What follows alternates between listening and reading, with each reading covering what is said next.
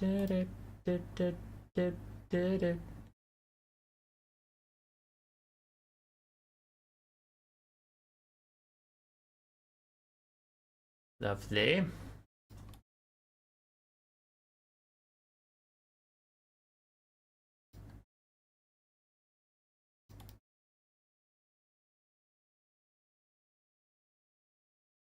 I'm checking on some things. Everybody hold on.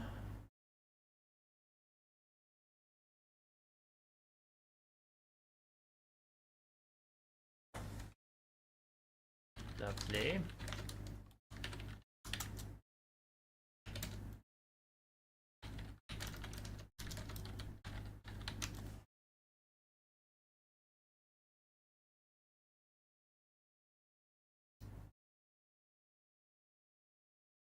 Alright, we're here. I'm giving Black Knight a hard time for no reason. Evaniel is here saying hey hey. Jepardu is here saying ayo. This is the whole stream, as I'm just going to keep announcing whoever types to me at any point in time. That's not true. It's not true at all. We are still getting set up a little bit, allowing people to gather as we have some epic games to cast for you today. It's the final playoffs bracket. Vermin League Gray Seers. Theoretically, the best of the best players. Let me check my drugs allocation account. Good. If it has $501, give me 500 of it. But these streams, all the games are already played. So I will do the official intro in a bit, but I do like to let people gather for a hot minute before I just start right in, because, like, I don't know, show up late, you're already gonna miss, like, what is it? Because if we have 3 series, they're all best of 3, so they could go 2-0. So if there's 6 games total, if you miss one, you've missed a sixth of the content. So Black, of course, dude. Y'all know any good tips to open glass bottles? My housemates lost the bottle opener. Ew.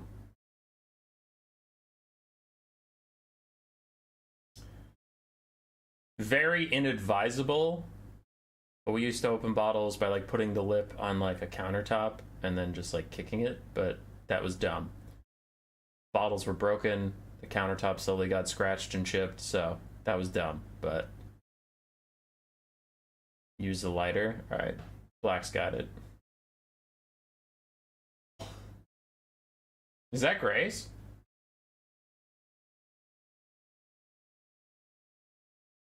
Grace is wandering around. Use the bottom, use your thumb to stabilize, and then pop it up like a bottle opener. Nice.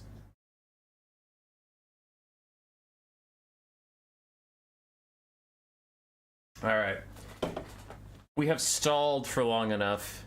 If anyone's not here, they're just gonna have to deal with it. What's going on? What's happening? We have our Gray Seer playoffs bracket. It was our largest one by far. What? Is that fucking fish Jenga? Is that fucking fish Jenga? No. You want to predict a winner? Is your camera? No. Okay, then yes. You think I'm dressed like this with my camera on? I don't know. I don't know how you live your life. Alright, so... Is this a new player one? No, it's a super hyper elite one. Only these 4 on the right hand side could possibly win. Berserk, Bird, SiPa, and Pigman. I'm gonna go with Pigman. Pigman? Mm-hmm. Alright, Grace is betting it all on Pigman.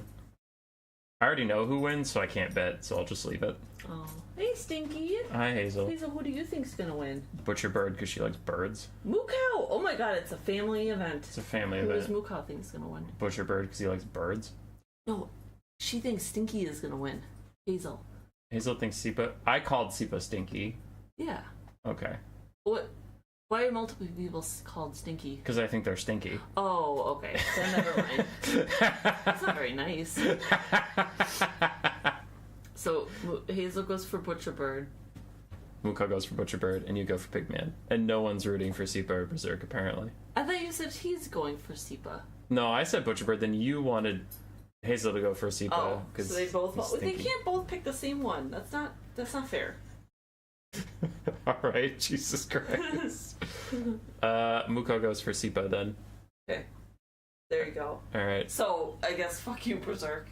Yeah, rip Berserk. I'm under attack by my cat now, so I guess I can't stream. He's gonna help. Alright. He's gonna do the big help. Thanks for popping in. Goodbye, Grace. Anyway, our Grace Seer bracket is the largest one. It was hype. It was epic. As with the other ones, but I'll do the same spiel here in case you didn't watch the other ones. I'm only going to cast semifinals and finals. This is partially because CA released like 8 hot fixes in a fucking row, so a lot of the replays got weird. But also, it was going to take a lot of work to go through all the replays and see which ones worked and didn't work, and then it also just makes shorter and more compact streams to just do the semifinals and finals, and it's more fair, where it's like, oh, for the Grey Seers, only half the replays worked, we only cast half the games, but for the Chieftains, all the replays worked, so we cast all of them. It just kind of, it was weird, so we're just casting semifinals and finals. So let's take a look at our semifinalists and see what they had to do to get here. Berserk got a first round bye because he's ranked, I think he's ranked number 2 on our ladder. Second or first. It's SiPa and him are both second or first, so it doesn't really matter. SiPa and Berserk both got a bye round, fighting the lower people on the brackets, myself and Black Knight, and then Inkars and Shogunik riding the bottom of the Grey Seer ladder. Berserk defeated Inkars, raced, and then got to fight Butcherbird. For SiPa, he had to fight Black Knight, who's in the chat, and then Zegzi, who frequently adds our timestamps in our YouTube videos, so we fucking love Zegzi for that. Now he has to fight Pigman. As for Pigman, didn't get a bye round, had to fight RTK's Stingers and NC's John FB. And on the other side, Butcherbird, what did you have to do? That's a hard run. Honestly, Butcherbird probably had the hardest run. Calamity is very good, and Tim the Wilder is exceptionally good. Tim the Wilder would be a tournament favorite. Not like, I wouldn't rank him number 1 to win the whole tournament, but like top 3. I think the best players would be SiPa, Berserk, and Tim. So Butcherbird beating Tim is already pretty pog. And Bird's also good. Like, listen, we're in the Grey Seer bracket. Everyone here is really stinking good at the game. I'm just saying, like, Tim's real good. So I think Bird had the hardest run. Good job to him. Necromancer, thanks for the 5 memberships. Saw you hop in. New to the stream, are you streaming live games? Not today. I do sometimes, but not this one. What's the whole stinky thing going on with some of the players? Oh, I just think they're stinky. I just think they're stinky people. Yeah, so that's the last thing I'd say is my tournament rankings before this thing had started would be probably Berserk number 1, SiPa number 2, and Tim the Wilder number 3, and Tim already got beat by Butcherbird, so that's already an upset. Berserk's very good. If you watched our Worlds playoffs thing, Berserk lost to Alfredino, which Alfredino went on to win the whole tournament, and SiPa came in second behind Alfredino, so that's why those two are ranked pretty highly. They gave Alfredino a bit of a hard time, and he ended up winning the whole gosh darn thing. So there.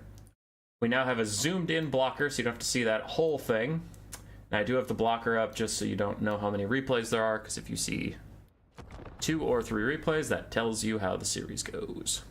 Let's get into it. Let's start with Berserk and Butcherbird. Let's do this. Game 1.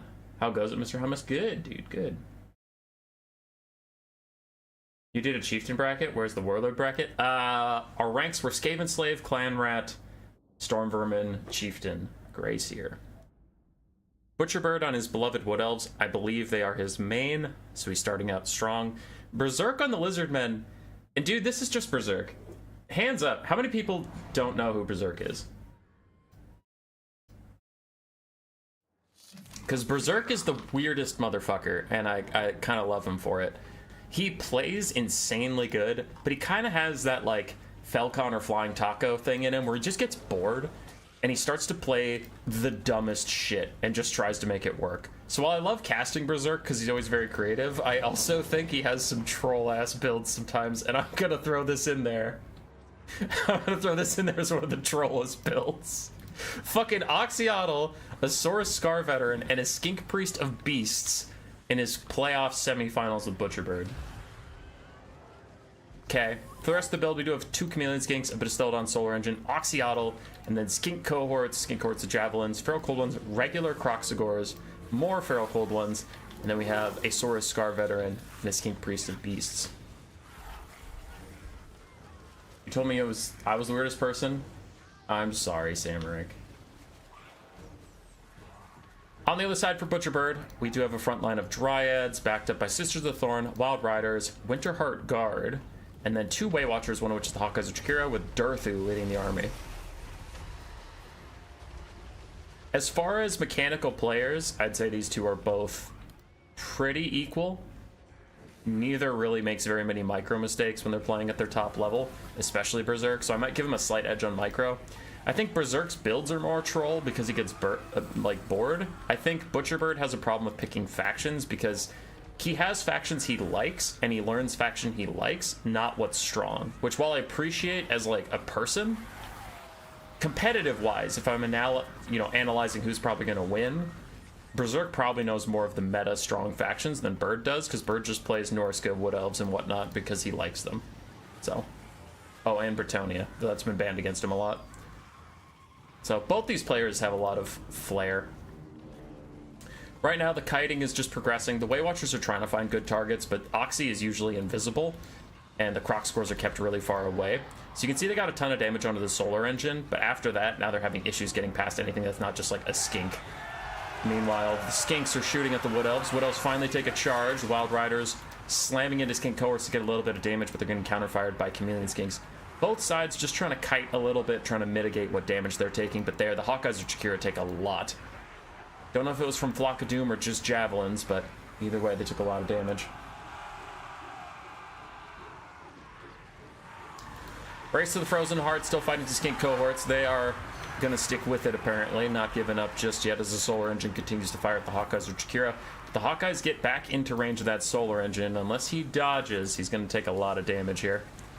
Arm-piercing missiles are a hell of a drug. Ooh, the Croc score is also going into melee. Gives another good targets for the Way Watchers. But again, the Way Watchers get caught by some of these jab skinks and a Flock of Doom that's going to start losing the models pretty quickly.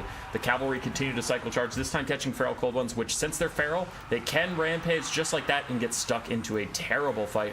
But Chameleon Skink still offering a bit of support, and a Saurus Scar Veteran's even wandering out here. He does have Cold-Blooded, so he could get these guys out of the fight if he wanted to, but the Wood Elves, through Durthu, put down Curse Founder here to give, like, 0 melee stats to the Feral Cold Ones. Sword of Eighth down in the central blob fight, doing really good damage as Durthu wades into combat. Wild Riders are trying to get onto the back line, but this is kind of double problematic for the Wood Elves. One, you're outnumbered heavily by Cold One Riders and Feral Cold and stuff, but also there's nothing to flank here. The entire Lizardmen roster that was brought by Berserk is either melee or hybrid, so kind of like, what are you flanking? Skinks? Okay. Dagroth, imagine playing things you like. I did try to caveat that. I said I don't judge him for that as a person. I'm just saying if you're asking me to bet on a winner, the player who plays the strongest factions and learns what's strong because it's strong, that is a competitive edge over someone who just plays like what they like. I appreciate it as a caster. I love casting Butcherbird's games because they're interesting, but I'm just saying, if you're asking for my tactical analysis, strong factions are strong.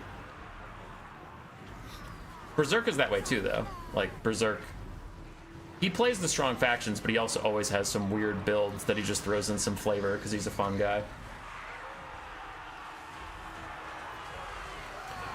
Both sides attritioning a lot of damage out. The Solar Engine is now routing, though the Hawkeyes of Chikira also routed, down to 21 models, only 400 HP. Another Flock of Doom will, like, literally kill the unit.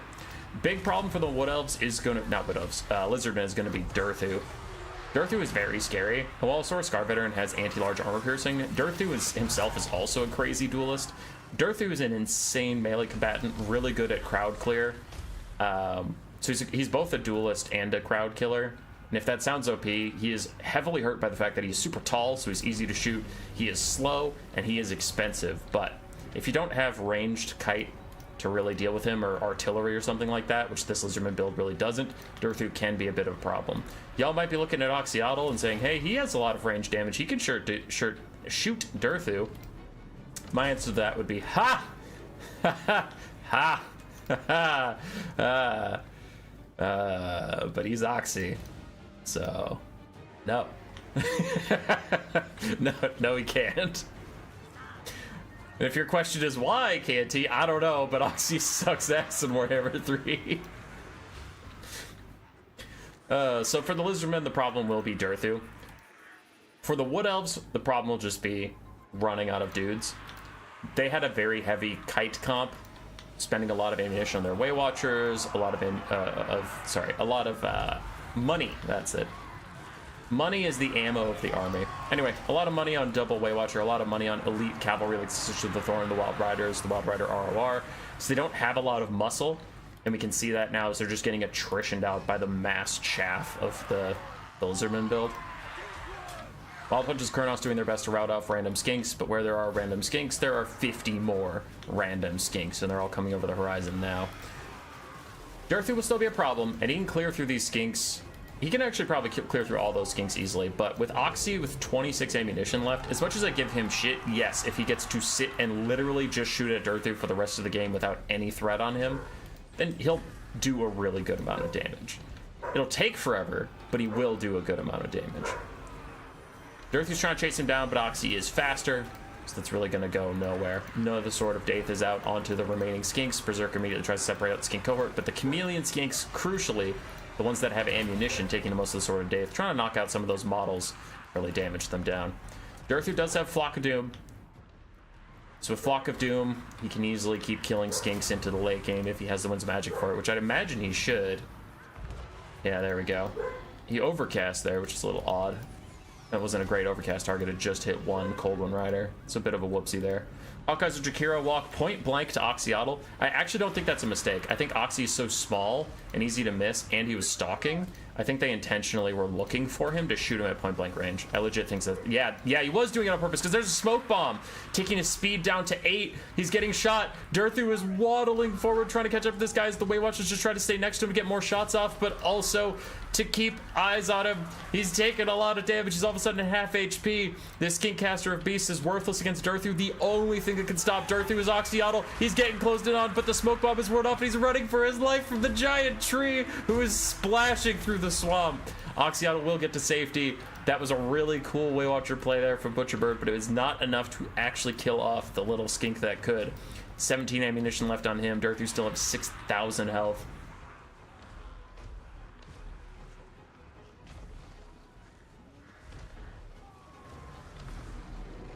You boys shit talking units and lords in this game is peak entertainment. Good.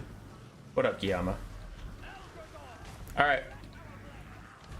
We are going to enter a bit of a grind, as it is just Durthu and the Winterheart Guard versus everything else. So I will play at ×2 speed until the Sora Scar Veteran gets involved, because otherwise it is just Oxy shooting him and he's going to be grinding through skinks. So Durthu gets in the fight with the Sora Scar Veteran. Durthu will win that heavily. So the Sora Scar Veteran's probably going to need to use as much cycle charging as he possibly can to keep getting charge bonus, because that's the only way he's going to match Durthu in a contest of stats. So Durthu's getting kited out. Back into Croc scores. Sora Scar Veteran with the rear charge, and Durthu turns around and slaps his ass. Durthu is taking pretty big damage, but he's giving it back. Oxyotl's down to 9 ammunition, which is actually getting very concerning. But he's getting good damage out. 1,300 value. With 8 more shots left, he's probably going to get up to like 1,600, so... Ended up being a really good game for Oxyotl. Berserk kept him super safe. Did everything he could to peel for him. And he got Durthu. Rare mistake from Berserk, though. He is definitely over-blobbing with his skinks so they can all get hit with an overcasted Flock of Doom. Ooh, that is a painful mistake. Maybe it doesn't matter as Durthu's leadership starting to falter, but all that damage out on these skinks is getting some of them to rout, and the ones that are routing are starting to shatter as they've apparently been routed a couple times before. Wood Elves still have no one left in the fight but Durthu. Sora Scar Veteran trying to charge back in as more and more skinks are terror routing or shattering away. There they all go, abandoning the fight. Oxyotl still shooting him in the back, but only 3 shots left for the little skink that could. Durthu's leadership falters into army losses, though. I legitimately think if everything on the map was unbreakable, I actually think the Wood Elves had a shot. But Durthu does eventually go down. In a very close game. No matter what the balance of power said, that game was insanely close. Double Way Watchers did fine. The Wild Riders struggled to get value, so did the Sisters of the Thorn, but there was really not a lot for them to get value on. It was Durthu and the Way Watchers doing most of the work. Increase the rate of fire. Marcus Wolfhard, how to make them better. Sir Catbeard, I wouldn't recommend doing both of these things, but I would recommend doing one. Either you make them an expensive artillery piece, which they're currently expensive, so you would just massively increase their damage. So when they hit, it was good. I wouldn't give them too much of homing arrows. They have a bit of homing right now, like a teensy bit, but you don't want true homing because that takes away a lot of player agency. But like, if you see Marcus shoot at you, you should be able to dodge it if you're actively microing the unit that he's shooting at. But give him the damage so that when he hits something, it actually hurts. Or make them insanely cheap. Like super, super cheap lords. So if you go Marcus Wolfhard or Oxyotl or Lethanar, you can have a really wide army besides them. And then it doesn't matter that they're kind of useless. I would pick one or the other. Obviously don't do both. Don't make a cheap lord that hits super hard, but yeah. With the way the game currently works, I would prefer them to be super cheap because foot characters are super glitchy. Some units like just can't hit them. Getting knocked over makes you nearly invincible. So if I have a guy getting knocked over constantly that I literally can't kill, but he's doing like 1 billion damage to me, I would get pissed off real fast. But in a perfect world where foot characters work appropriately, then sure, they can do a lot of damage. But we don't live in that world, so I personally prefer that they just be really cheap. Hello, Human Boy and all. Good lore vids, buddy. Always appreciate the rundowns. Hey, Demon Archer. Happy to have you. But let's get on with the next game, so I don't ramble too much. For Lizardmen, Oxyotl got 1600 value. The Skink Priest with Flock of Doom also got 1600. And then the Jab Skinks, Chameleon Skinks all did fantastically, while the Cold Ones and Feral Cold Ones and anything melee based just kind of ate shit and died here for the Lizardmen, as was their role. So put your bird down a game. Can he come back, or will Berserk advance to the finals? Which, again, I'm predicting Berserk and SiPa. Out of these four, I'd probably power rank them. Berserk, SiPa, Bird, Pigman. But SiPa and Bird, I think, are the closest there, where they're interchangeable. I think if you told me you ranked Bird second under Berserk, I wouldn't be shocked. And it's no dig on Pigman. Like, fourth best is not bad at all. When our server has, what do we have, like 200 people ranked, and I'm giving him fourth? That's not bad. But I think compared to these three, I do think Pigman is an underdog here. So we'll see. On to game 2. Enough talking about the top 4. No one cares about that. Skaven versus Grand Cathay.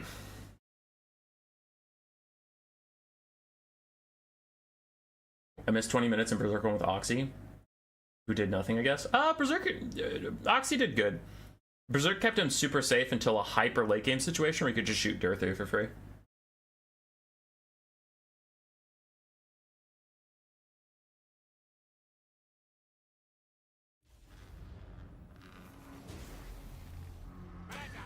Alright, for game 2, Butcherbird relying on the OP Skaven, who, though I love them, they do need some nerfs. I hope they nerf the unfun units and keep the fun units alive, but, like, nerf Poisonman Globes, please. Globes are still really strong. They've been nerfed against infantry, but if you see one globe volley onto a cavalry piece, you'll know what I'm talking about. If you get a full globe volley on a single cavalry, you, like, take 3/4 of their HP. It's insane. I have no idea why cavalry specifically takes so much damage from globes, but it's wild. Oh, the Skaven are rushing. I don't have as much time to talk as I thought I did. For the Skaven, we have Wolf Rats charging forward. The Packmaster, who does have that shock collar buff for them. Making your Wolf Rats ITP and giving them more leadership is huge, because the Wolf Rats would be the best unit in the game if not for their super low leadership. So if you can buff that up, they're insane. Rat Ogres, Plague Monks, Skaven Slaves, some Night Runners, and Ikit Claw, Flensing Ruin, and Warp Lightning.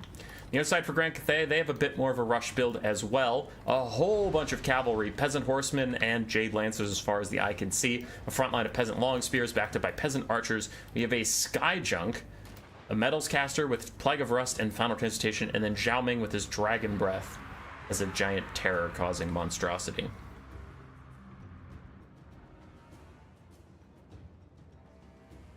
Are globes not fun? It's very feast or famine. I don't really enjoy playing with globes. I take them because I need them, but I don't take them because I like them. I think, like, most people like myself are probably burnt out on globes being a centerpiece of Skaven gameplay after, like, legitimately 4 years of them being competitive. Globes, not Skaven. Skaven have been up and down, but it's always, are globes good or are globes not good? And it's like, okay, let's get some other good units. And recently, the recent buffs for the Skaven have made other units really, really good. So now I think if you just nerf globes, that'll be fine. Like, gutter runners are still cool, and I think a lot of people enjoy them in the meta. Doom flayers being good for once is cool. Maybe could use a little bit of a nerf. Other things like that, but fuck globes. Everybody's tired of them. Jade Lancers get attacked by the Wolf Rats, but these are the poison Wolf Rats. They don't have armor piercing damage, so it's not like the Jade Lancers are going to take insane damage. Though they did get charged full free. Overcasted Warp Lightning from Ikit doing a bit of damage to the Peasant Archers, just kind of disrupting them for a moment as Gutter Runners try and run in there. Jade Lancers countercharging, doing a lot of damage to the Gutter Runners. The Gutter Runners are a hybrid unit, so they will do okay here versus the Jade Lancers as time goes on. Of course, we do have Ikit and Rat Ogre support as the Skaven overwhelm this flank and head in for those juicy, juicy archers. There is not a lot of aerial damage here from the Skaven. Gutter Runners are okay, but they're getting focused down by Berserk pretty hard. So the Sky Junk will be uncontested, though thankfully it's already half out of ammunition. So at this point, the Skaven are probably just going to ignore it and hope for the best.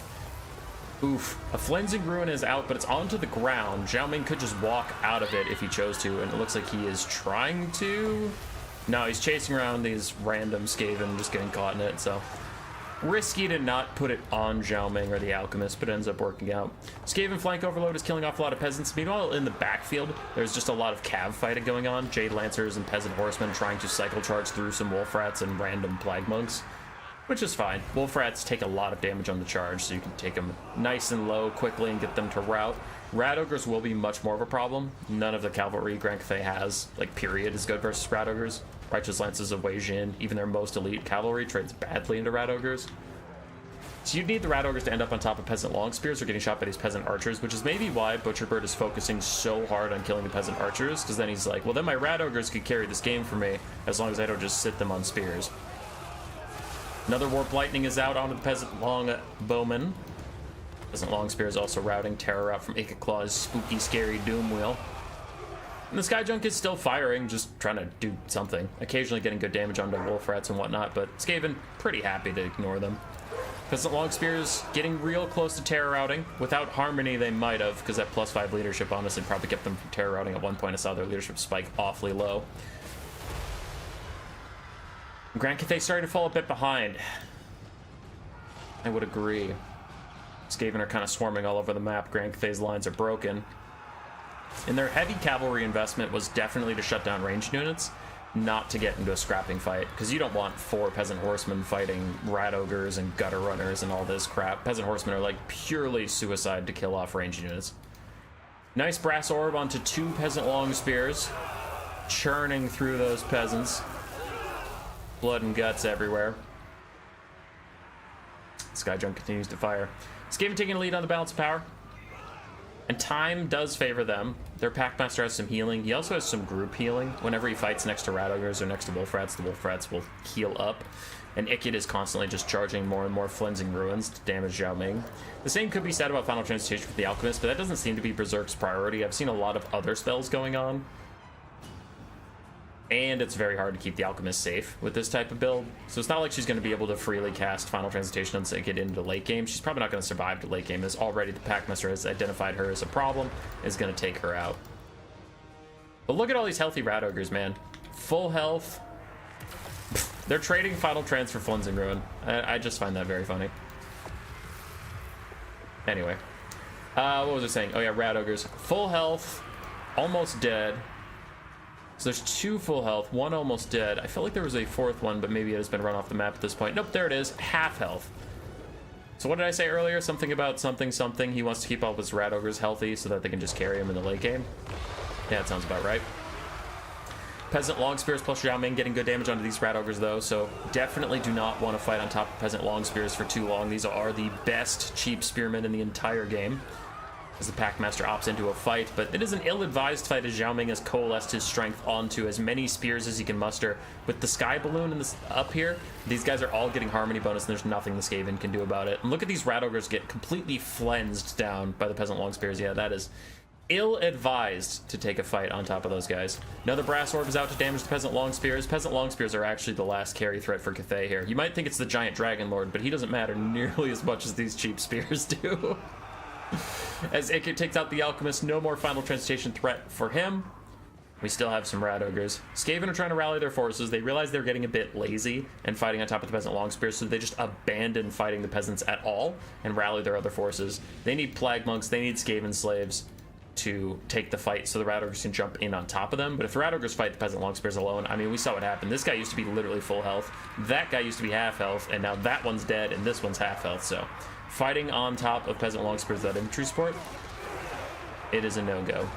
Plague Monks die, but they do break the charge defense of the Peasant Long Spears, and it looks like the Skaven are going for a quick terror route with the Packmaster, but this Peasant Long Spears leadership is too healthy, and now you can see again those Rat Ogres are just getting massacred, and they rout off. Ikid is under attack by Zhao Ming. I'm getting a little scared, but there is a terror route in for the Skaven that they desperately needed. These Peasant Long Spears are going to rout, and you can see Rat Ogres are trying to hit them in the back while they run, begging them to naturally rout. Please, rout. Just get off this fucking map so we don't have to deal with you. The last Peasant Long Spear terror routes, the Skaven are like, please, turn them all into normal routes. Just get rid of them. Get rid of the fucking Spearmen. In comes a nice Cleansing Rune onto Zhao Ming, and this might end the game. Zhao Ming, like Tyrion, has a very good heal. Well, it's not very good anymore. It's been nerfed several times. But he has a heal that is rather impactful, but it only occurs when he gets low. But if he's the only thing left on the battlefield, there's nothing to keep the balance of power up, so he often gets army loss before the heal goes off. If you get to a hyper late game like this, there is army losses, doesn't get the heal in time, he is gone. Raw Unleashed, I love you. Raw, I haven't seen you in forever, dude. Love you too. How you doing, brother?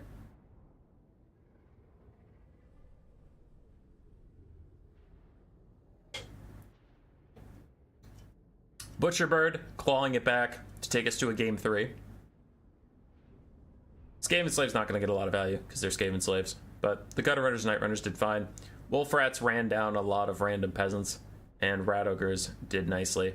It got most of the value. Also, the Skaven's value is going to be deflated because they didn't get to damage the Sky Junk literally at all.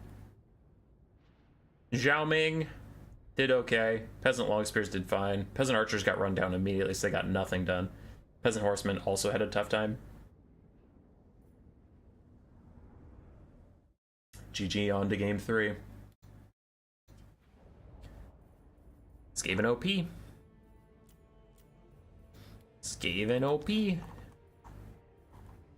What are both these players betting on with their lives on the line? Dude, if this is not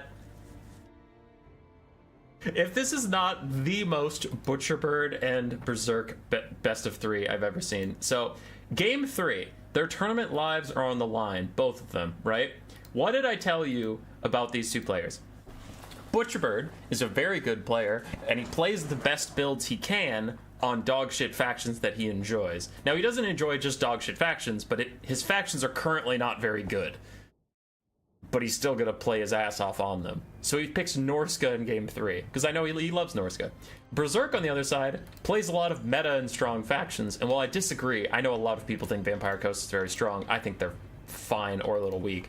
So Berserk's gonna play more meta stuff, but he is gonna wild out on the fucking build. And in a game 3, he brings the Night Terrors and Luther Harkon with a Deeps caster. Like this is just peak who these players are. This is what they fucking do. I love it as a caster. As a competitor, that both these players are better than me bothers me.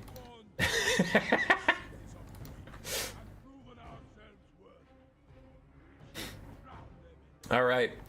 So Butcherbird on Norska, bringing Skin Wolves, 4 Norscan Ice Wolves, 4 Marauder Hunter Javelins, and then some Berserkers, frontline of regular Marauders with the Icehorn Marauders as well.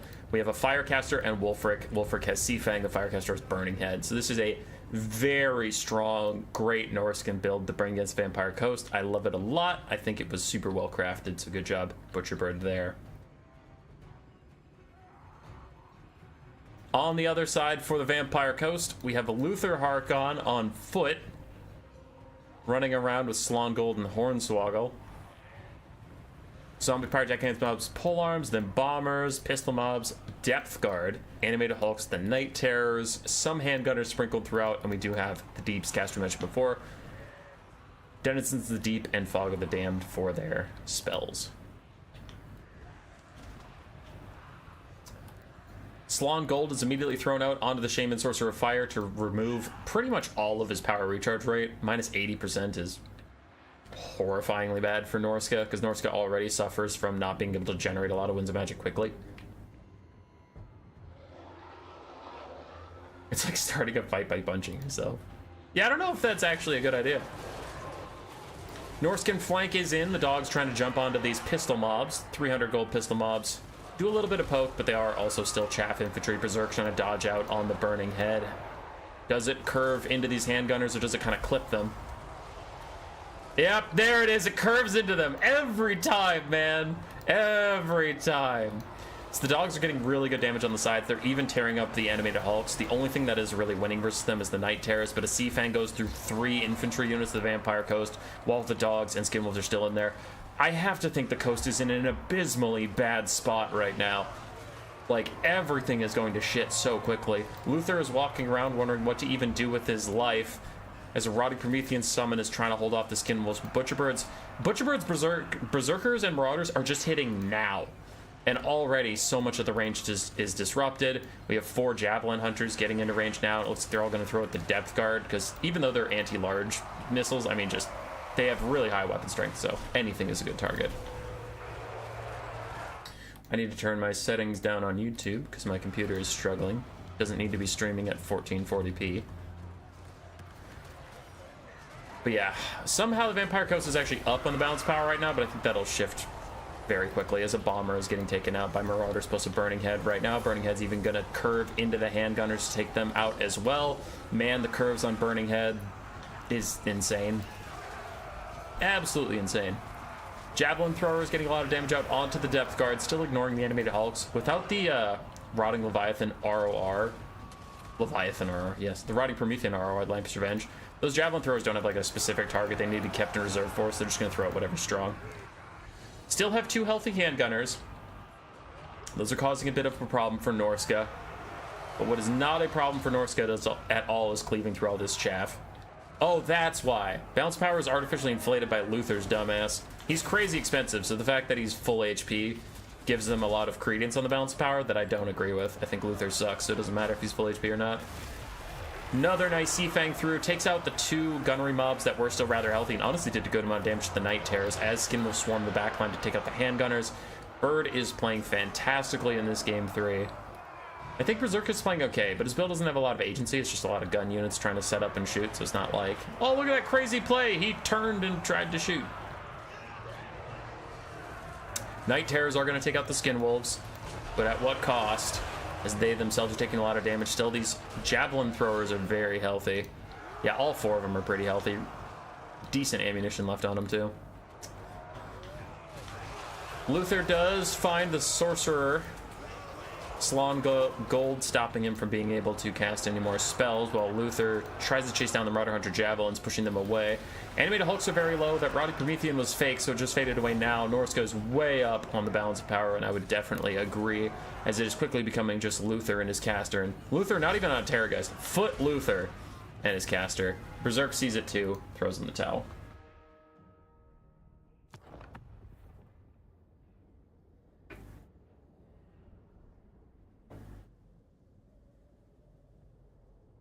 Berserk advances to the finals. Did I say Berserk or Bird? Sorry. Butcherbird advances to the finals. Berserk falls in semis. But he had fun doing it. And that is classic Berserk, man. I bet he probably just like laughed to himself and was like, nah, whatever. And went on with his day, because that's just what he does. Keep being you, King. Butcherbird also very good, though. Just because I favored Berserk and would like bet on him if I was betting money doesn't mean Bird is a bad player. Like, again, we're in the top 4 of the Vermin League. Alfredino soft retired, so that'd be the only player I would say is better than any of these 4 would be Alfredino. I think these are the best 4 players we have right now, like, for sure. So it's not like, oh, Butcherbird won, how could this possibly happen? It's like, yeah, okay. It tracks. Okay. Now I gotta switch the image. I'm gonna go back to the main menu, just in case I fuck this up and I reveal the replays, because that'd be spoilers. Still getting used to new streaming software, so sue me. Boom! Perfect. Down to SiPa versus Pigman. So out of these three that are left, Bird, SiPa, and Pigman, who will win? No Berserk. On to SiPa and Pigman. This is the less meme side of the bracket. SiPa and Pigman are both players who will, for the most part, learn what are the best factions and play them the best that they can. SiPa has a little bit of flavor because he loves Dark Elves, but aside from that, he plays what is strong. Pigman too. Pigman plays for fun on the Vermin League, but when he's sweaty tryharding, he takes the factions he thinks are the best and he plays them the best that he can. Thought casters are supposed to be impartial. I'm not picking favorites personality-wise. I'm just telling you who is historically favored as a skilled player.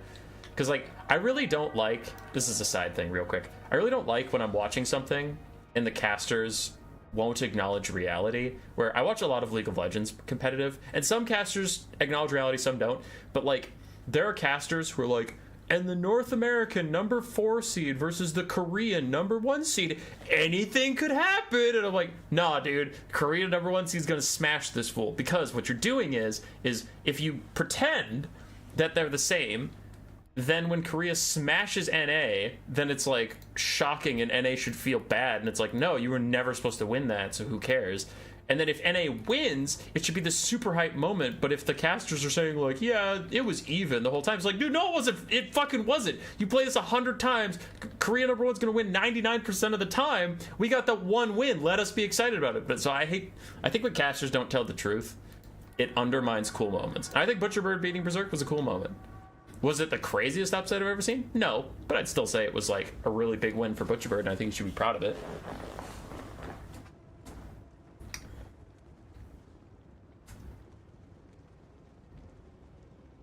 Congrats on BB. Doing good with Norsk is really hard. Yeah, Butcherbird's great.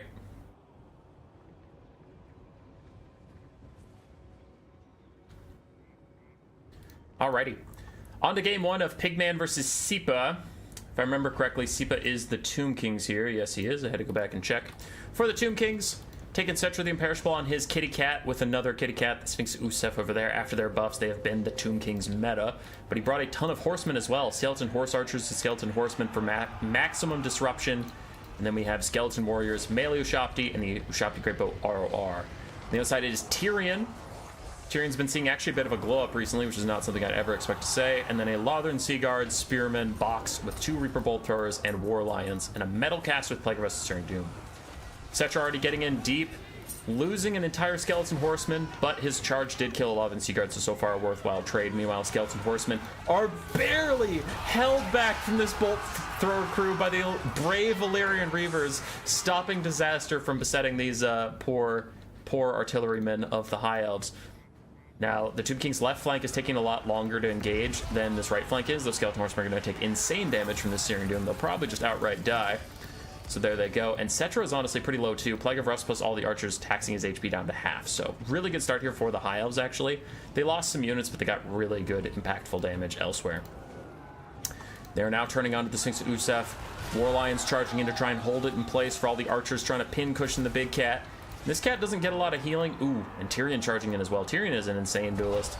The Sphinx Usef is also a really good dueling monster, but I mean, Tyrion with his buffs gets up to 107 and 96 for melee stats, which is pretty impressive. Problem will be the front line. Ushapti plus all the skeletons going to get through the spearmen pretty quickly just because of their sheer numbers. They can get through the gaps. But look at this. Plague of Rust Overcast, Sphinx Usef getting taken down so quickly. That is a huge boon for the High Elves. Both of the cats have taken insane damage in the early game, and since the cats are really what brought the Tomb Kings back into top tier of the meta, taking them out quickly can make them resort back to their meh selves. The Bolt Throwers are almost offline, but they are still firing at the Chosen of the Gods while they still can. Tyrion is chasing down the Sphinx Usef, even getting it to crumble a little bit, but he'll run into Skeleton Horse Archers that should peel him off. Tyrion is only a Horse Lord after all. He still has pretty bad mass as far as mass goes. Frontline for the High Elves is falling apart quickly. Not taking a ton of damage, just like physically falling apart as the skeletons weave in between. Most of the archers are already under duress as the spearmen go, hey, get back here. We agreed to 1v1, motherfucker. Sphinx Usef and Cetra stuck fighting a Lothern Seaguard, but the real bitch of the High Elves is that Lothern Seaguard are some of their best archers, but they're also spearmen. It's not like getting onto them is a free win. You still are sitting on spearmen. And Tyrion, refuses to go down. Still hunting down the double cats. He might take some damage here and there, but he does have his Heart of Avalorn. And actually, Tyrion taking damage early versus late. Obviously, you never want to take damage on Tyrion, right? But if you have to, taking it early versus late is great, because then you know he'll get his Heart of Avalorn. Whereas if you get to late game, same as we talked about with Zhao Ming, if it gets too late, Tyrion's so much of the balance of power that he'll army loss before he gets the heal.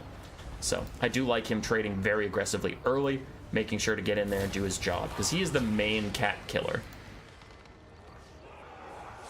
The Tomb King's running out of gusto. Chosen of the Gods still getting in a bit of a ranged fight here and there, but while the skeletons and the Ushabti ignored the front line and caused a lot of disruption, they are taking a lot of damage for that as well, and you can really see it. Their health bars are dwindling. Sphinx Usef is getting very low at Plague of Rust, Overcast onto it, trying to make those last couple arrows from these Lothern Seaguard count as Tyrion continues to try and hunt down Cetra, gets in there again to stab him in the side, and Cetra doesn't have the best melee stats if Tyrion can get onto him, especially with Feint and Riposte up. Tyrion has like the best stats in the entire game, so it is just about if he can get Cetra into that stand and fight. Cetra's charge animations are insane, but actually just fighting, he's okay.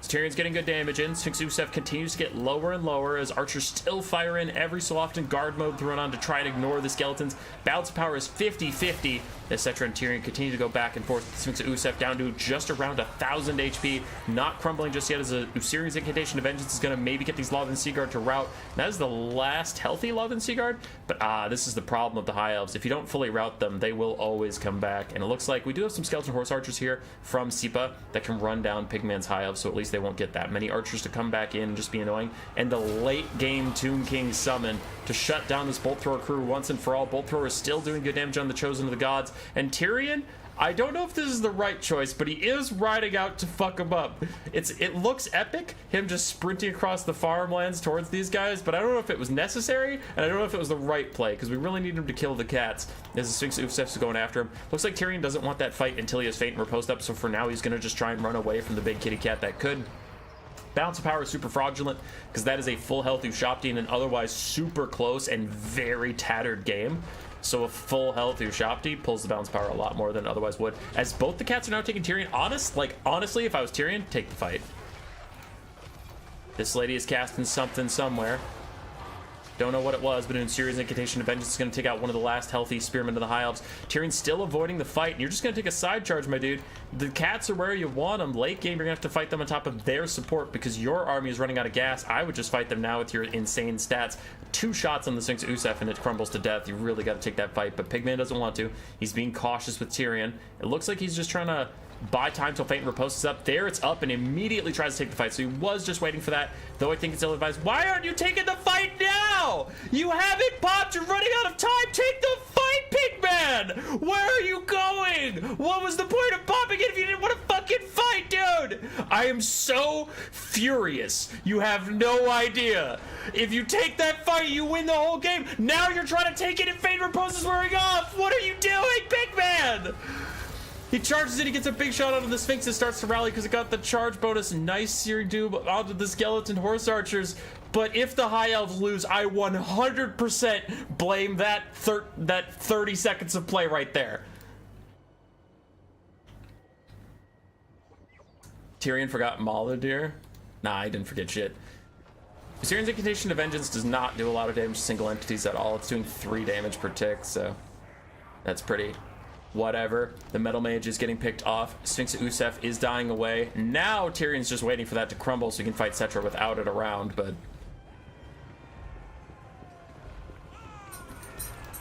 Cetra running after Tyrion. So Cetra has a lot of skeletons left. We have some Skeleton Horse Archers left. For the High Elves, they have nothing left except for Tyrion, though I don't know. I honestly still think Tyrion can probably win this. Has a lot of Skeleton Warriors, though, and he doesn't have Sunfang.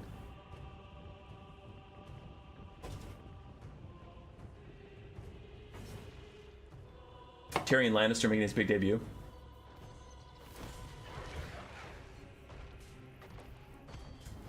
I literally lack the brain power to contemplate the grand scheme. Alright, so the best thing for the Tomb Kings to probably do is to consolidate their power. As I say all the time, but there's a reason I say it all the time, is because it's just the right play. He's doing a great job running off the High Elves, right? That's fine. But when you've run off most of the High Elves, you need to group everything together and bog Tyrion down in garbage. And then Cetra needs to cycle charge. He cannot take a fair fight with Tyrion and Cetra. Cetra will lose so badly.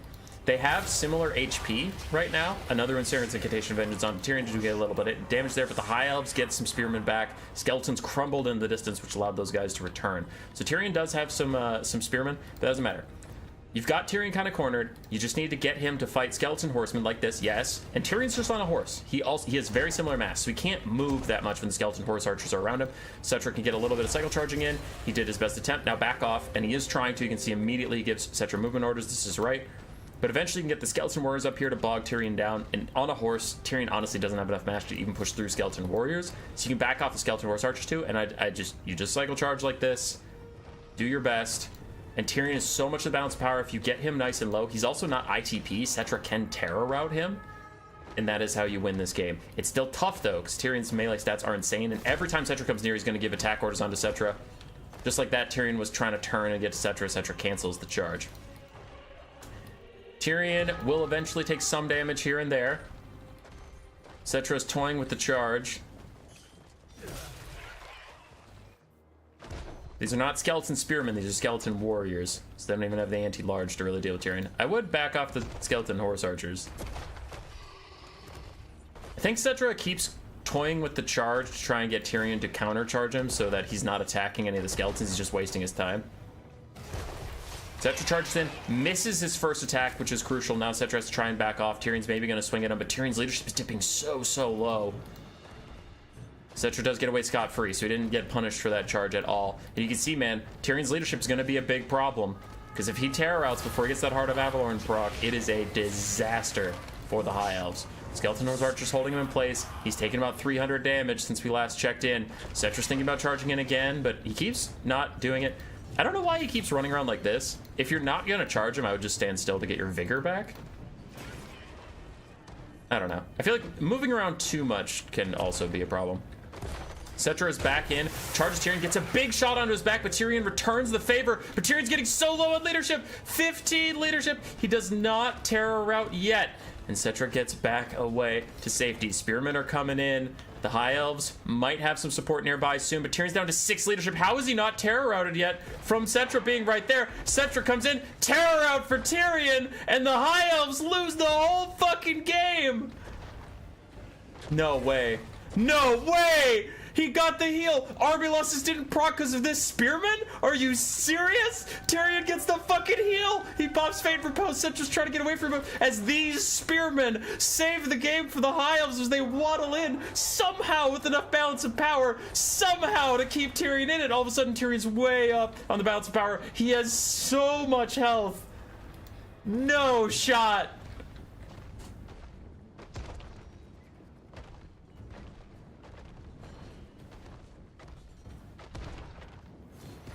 How fast does Vigor regenerate? Not very quickly.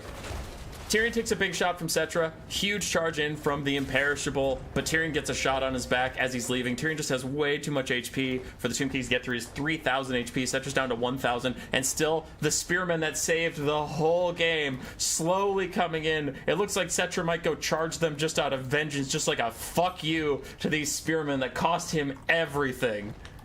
The Spearmen try and brace, but there's too many large objects charging straight into them. They will immediately terror route on impact. Game Boy trying to sell us these games is serious. What?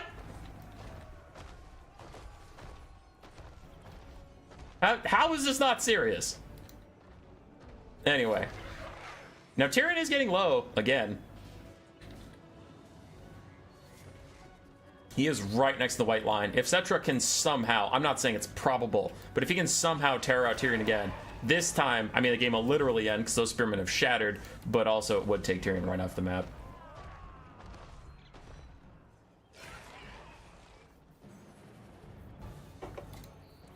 Cetra resting, trying to figure out his next move.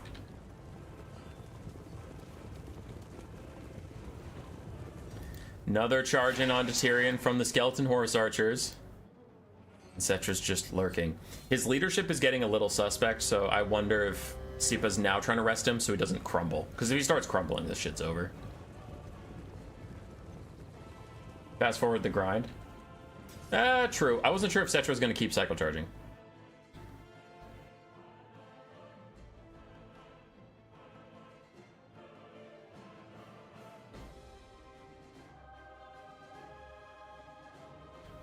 Slowly, Tyrion's getting worked down, and Cetra is already back to diminish, so he is just trying to get that vigor back.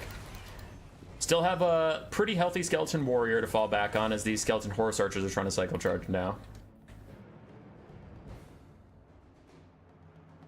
By the way, imagine a second proc. We'll see if he gets it, though he might tear out our army losses before that happens.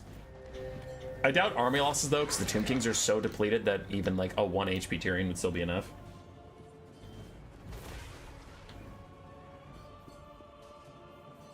Tyrone is taking 0 damage.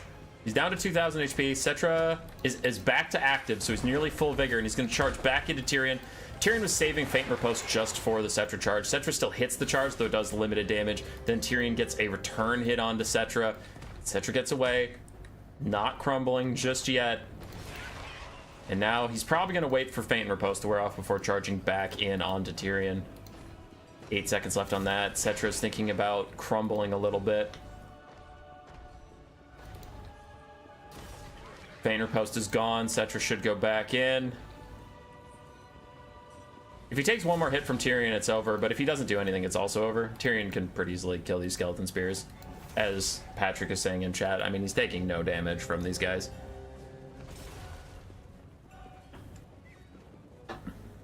Cetra's gonna have to go.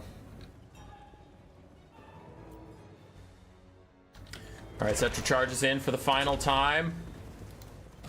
Gets a big attack onto Tyrion, honestly, but Tyrion gets one back onto Cetra. I don't know if Cetra can even disengage at this point. His leadership might just be too low as he takes another swing at Tyrion, but he misses that 72 melee attack, doing serious work as Tyrion beats down Cetra and wins the game. That was crazy close.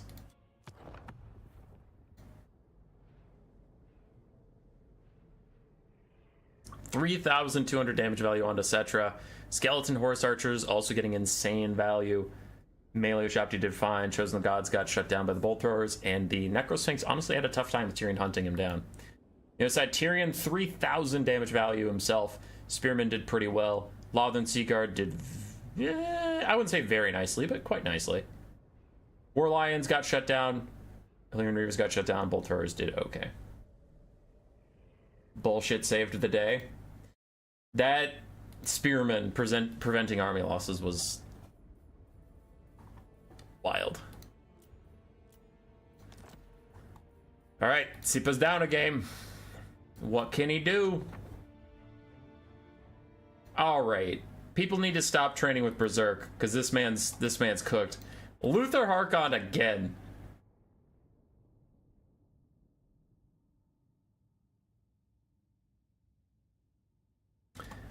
I don't believe in Luther Harkon, but we'll see. Tzeentch versus Vampire Coast. SiPa very frustrated he lost that game 1. Chaos Lord of Tzeentch, Zongors, Chaos Warriors, a bunch of pink and blue horrors, including the Chromatic Abominations. More Zongors, an Exalted Hero of Tzeentch without the book, actually, just an Exalted Hero normal. And then a Sorcerer of Tzeentch with just pink fire. We have more Zongors in the Vanguard, so it is Zongors, Chaos Warriors, and blue and pink horrors.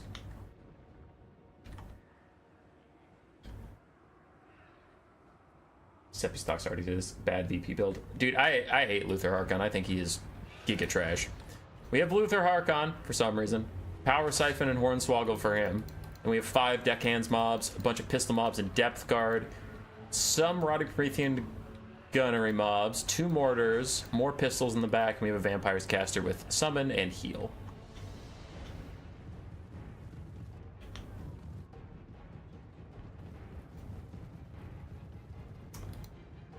Horrors closing in to kill the front line in a graphics card melting amount of crazy fire. Nice amount of viewers. Oh, are we at 69 briefly?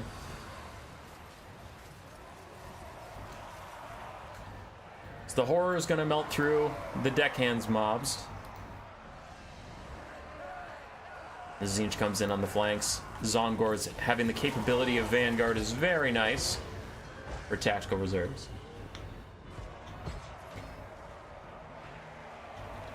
Now, the Vampire Coast have 3,000 gold in the sky. Luther, can you get 3,000 gold worth of damage value? Let's see.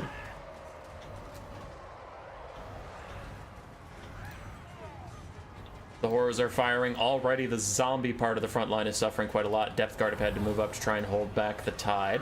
So have the Promethean gunnery mobs, but an exalted hero of Tzeentch with impressive anti-large and armor-piercing weapon strength will help get rid of those guys. And Luther is actually diving in onto the Chaos Sorcerer of Tzeentch. As long as he has that disruption on his pistol, if he sticks on the Chaos Sorcerer, he should keep him disrupted and not able to use pink fire.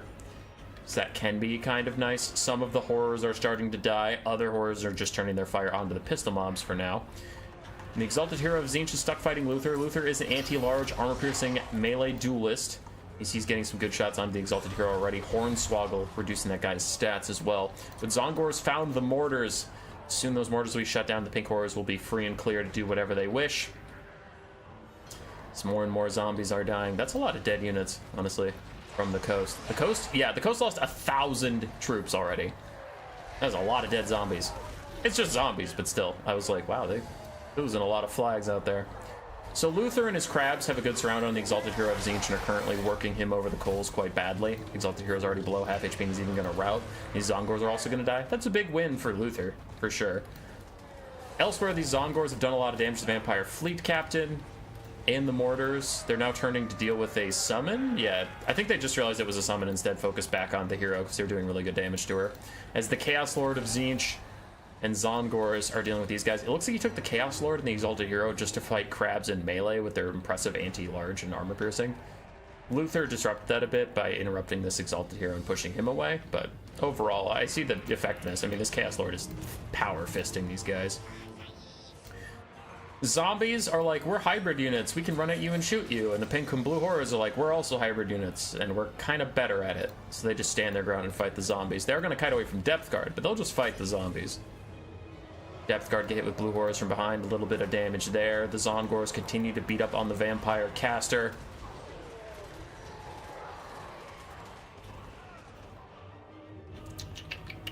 It's looking a little rough for the Vampire Coast. They're about to lose this rotting Promethean mob. Looks like they're almost going to lose their caster as well. If that's the case, that would be a disaster. If they can bail out their caster, maybe they can do something, as Luther has finished chasing off the Exalted Hero.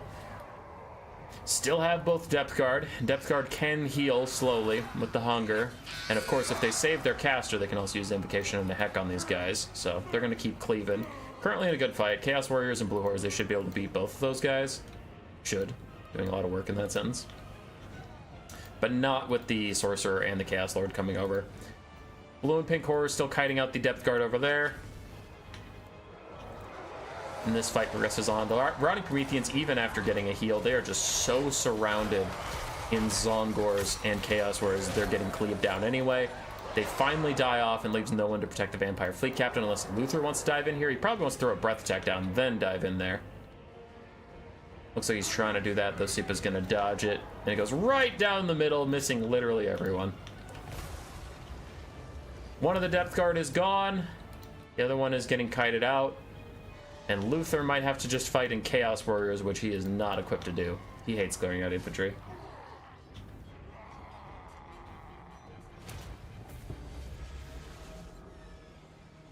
Lamprey's already dead. Lamprey's was not taken. Tzeentch takes a stronger win there. Dude, I hate Luther. I don't know if I've made that clear, but I think he is dog shit.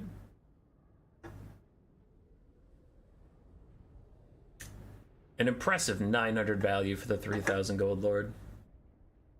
Depth Guard did okay. Everything else got kind of pasted. Good build from Tzeentch, though.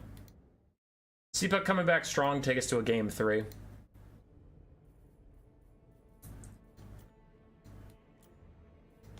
The law of balance says if you have one close game and one stomp, the third game has to be a stomp, but for the other side.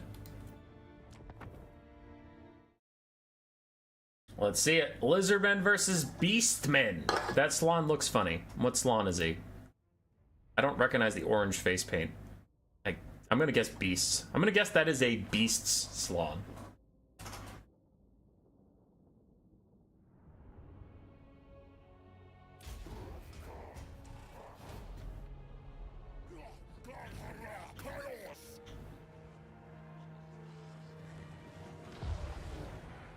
If it keeps losing and losing, yeah. Alright. It's a Salon of Life. Oh, he just has purple face paint because of the army color. Interesting. Okay. That's much more standard. So for SiPa and the Beastman, we have a Traitor King Caster, Pestigore and Ungor Spearman Herd frontline, 4 Ungor Raider Archers, then we have Centigores, Butchers of Kalkengard, more Centigores throwing axes, and that is it. On the other side for the Lizardmen, double Bastillodon Solar Engine, an Umbral Tide Salamander Hunting Pack, a Salon of Life with Regrowth and Earthblood, and then some Feral Cold Ones, Cold One Riders, Skink Cohorts of Javelins, and Skink Skirmishers. So all the skinks your heart can take. I'm a little concerned for this Lizardman build, but I suck at this matchup. I played it as Beastman once and it just felt hopeless, so I didn't bother with it again. But I'm worried about this build because it's like, Feral Cold Ones can't stop Centigores, so couldn't your backline get overrun pretty quickly? I don't know. I'm scared and alarmed, but we'll see. Cold One Riders having to jump into the front line to try and stop the Butchers of Kalkengard as the Skink front line falls apart immediately, but a nice banishment in from the Salon. This actually will do really good damage to these Centigores. Look at that. Look at that damage. That was a good cast. The center is not even really getting attacked, so the Lizardmen are holding that fine, but both flanks are under serious issue, and the backfield completely belongs to the Beastmen already. I don't think the Umbral Tide will be able to sit and fire for much longer.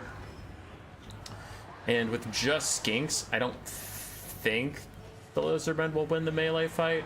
But I guess, like, the Beastmen didn't exactly bring the best front line either. It's just Ungor Spearman Herds and Pestigores who are already almost dead because the Salon has been focusing them pretty heavily. So I guess, yeah, it's not that bad. I'm concerned, but we'll see.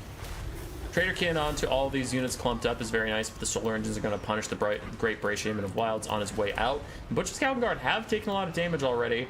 If we get some good focus fire in, that could maybe peel them off the backlines. The Umbral Tide try and turn and fight. These guys are weak to fire because they have regeneration, but the Umbral Tide not able to fire just yet. Jab Skinks trying to throw guard mode on and throw at the Butchers for now. The Salamanders try and save themselves from a full health throwing axe Centigore that is coming on the flank. That is going to hit you whether you like it or not. The Butchers Kalkengard have now isolated the Salon,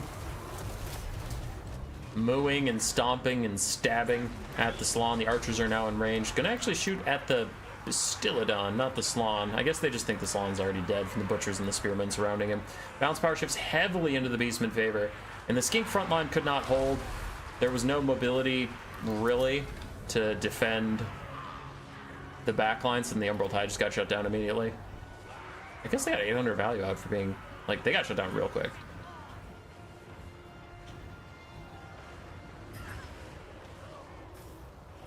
Game Boy's Law of Inverse Hype Ratio. He who casteth a game shall witness thrice more a sleeper game.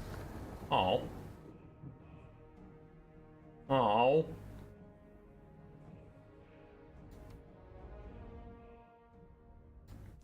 Well, that's sad. Demon Archer, you made me sad. That's not nice.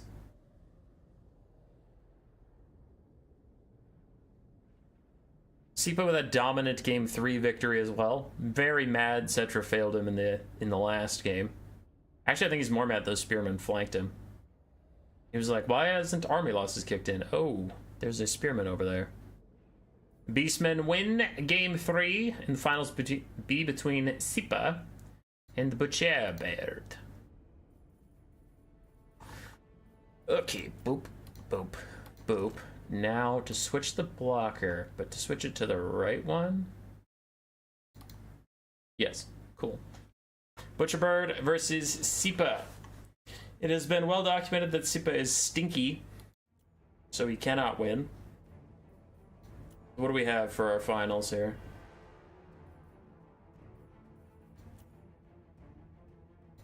Okay. I'll allow it. Game 1. Khorne versus High Elves. You and all the players have done great. It was just a sarcasm. Demon Archer? That is not allowed. Somebody ban this man. Get him out of here. Okay, don't do that. Though I don't think I have any mods in chat. I gave out a lot of mods when I was a young YouTuber, and then I haven't given out mods, like, ever. After that, I just stopped needing mods because I generally don't get trolled by Slaanesh bots anymore.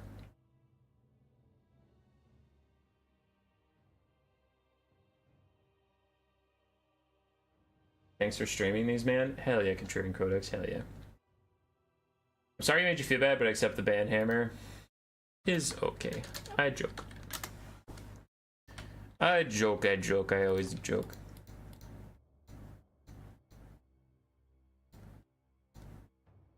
Oh, I remember the comment you're talking about. Yeah, I would have been a little sad if you actually thought the games were sleeper, but I learned you were kidding, so now we're all fine. Everything's fine. For Cord and for Butcherbird, we have Bloodletter frontline, exclusively Bloodletter, Exalted or otherwise, but a mix of Exalted and regular Bloodletters on the front line. 4 Chaos Warhounds of Khorne, 4 Chaos Furies, and Valkia the Bloody. No Minotaurs when you're playing Khorne. Interesting. The other side, it is Mass Kite from the High Elves. 4 Shadow Warriors. 5 Shadow Warriors. 5 Shadow Warriors, and a Lyrian Reaver Archer, the Fireborn, more Silver Helms, some Spearmen here and there, some more Lions of Krace, and on foot an Archmage of Metal with just Plague of Rust. Realizing they're getting kited, the mobile forces of Khorne charge forward, their dogs and furies getting really good damage onto the Shadow Warriors and even the War Lions of Krace, but with Silver Helms charging downhill, should try and turn the tide, but Valkia flanks them. This is a really good collapse in from Khorne, getting huge value. War Lion's gonna rout here. Shadow Warrior's already routing, and even the Silver Helms are dying as these rabid dogs just go ape shit on these guys. Oh my god! And I know people are gonna also say the Furies. Of course, also the Furies, but the dogs are doing good work as SiPa's kite has to fall back. There are some spears, as we said, here and there, but there's not a lot of them. It is mostly about staying more mobile. So I think SiPa's first priority is going to be to kill the Furies and the dogs and just get this to a late game of all these Bloodletters that you can kite out at will. Plague of Rust down on the Chaos Furies of Khorne, lowering them to 0 armor as the Shadow Warriors try and kite away.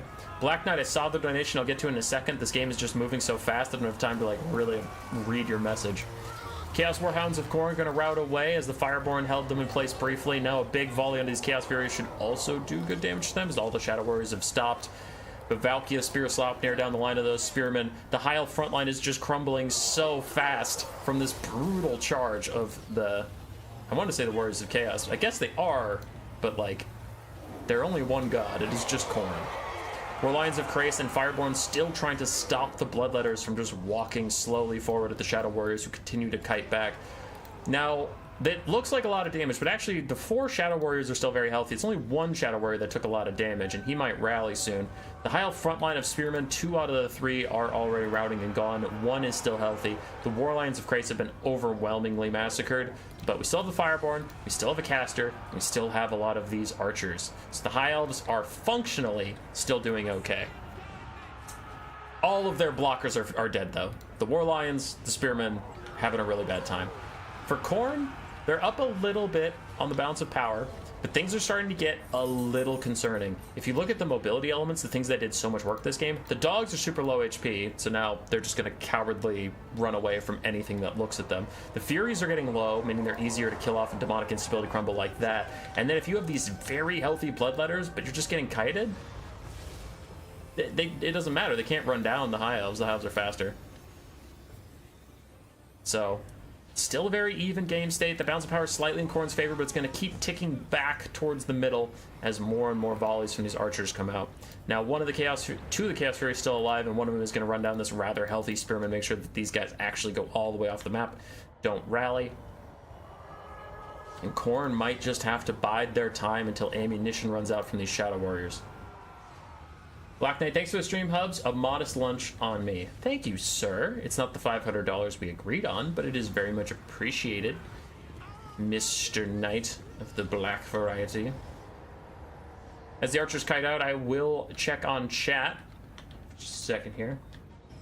Rabies greater than 1,000 years of training. Yes. Demon Archer, you're great.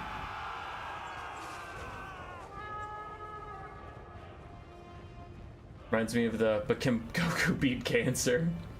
Damn. Hi, GS. Look at all the volleys going nowhere, wasting ammo. It is pretty brutal.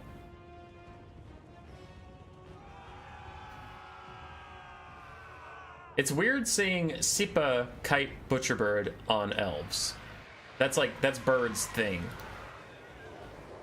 Bloodletter's taking some damage, but as Patrick is mentioning in chat, the High Elves are running out of ammunition. As Bird's doing his best to dodge every time he can. Look at him dodging there. Oof, so many of those arrows going into the ground. That's some good dodging. And the High Elves, every volley that misses, they fall behind the balance of power, because even the balance of power knows the Shadow Warriors are what's going to win this or lose this.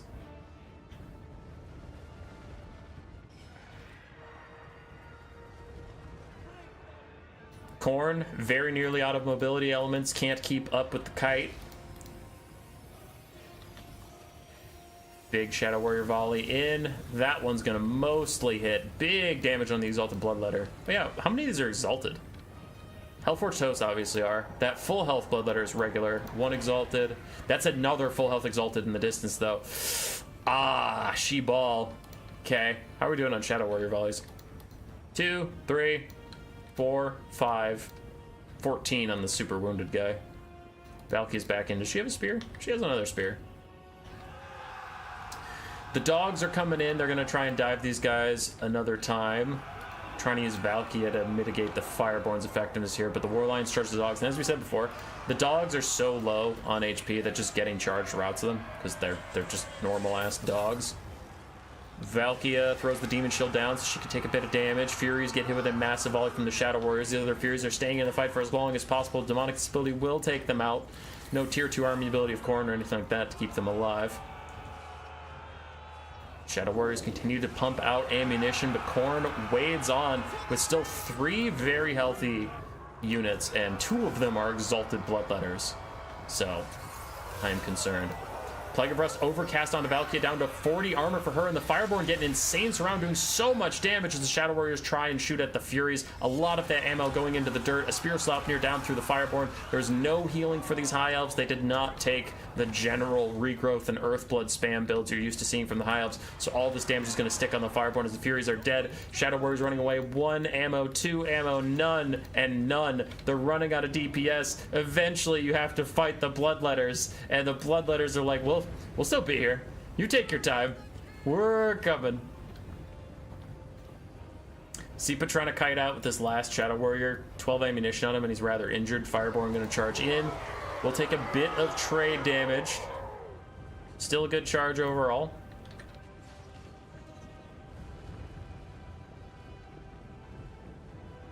The rest of this is embarrassing. Aggie. Valkia tries to fire into the Archmage of Metal. Does get a quick hit off onto her, while the Warlions and Silverhelms on the far side that are super injured just take a fight with the Exalted Bloodletters, but the Exalted Bloodletters cleave through them super easily. Valkia is busy trying to snipe out the Mage, and the Hellforged Host are here, so if the Fireborn try and help her out, which they do, they're going to take a lot of damage back from the Bloodletters. Try and peel away as Shadow Warriors will hold the line instead. Bows out of ammo, they just pull out their little knives, but knives cannot beat the Hellforged Host. Some of the best melee infantry in the game versus random elves with the knives is not going well for them.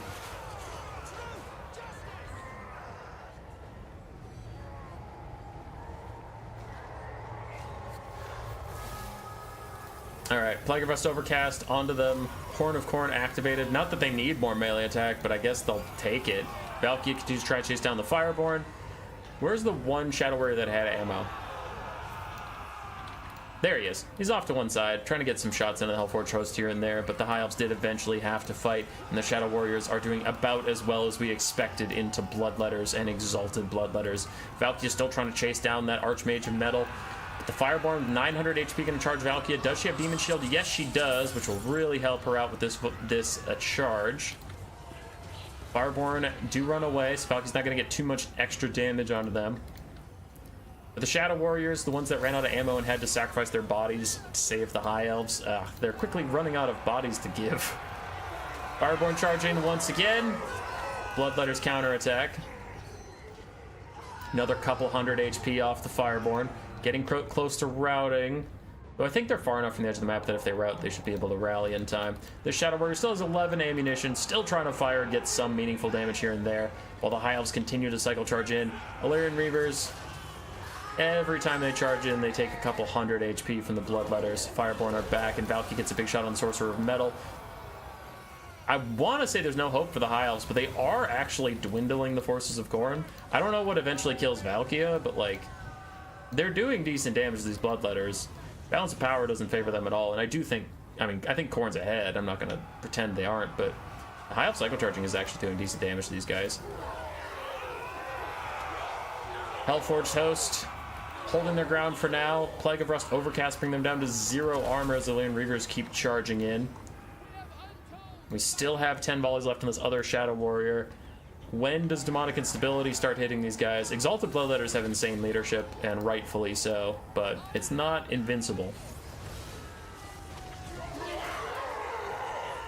More arrows, more charging, but the Mage gets caught up, takes a whole bunch of damage, is going to rout, and if your Lord routs, that's probably enough balance power to trigger army losses. There it is. And Khorne beats the Kite, hangs on for game 1. A million arrows stuck in their hide, but they did it.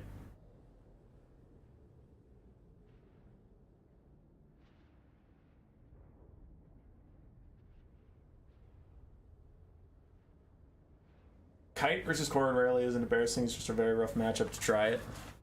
Yeah.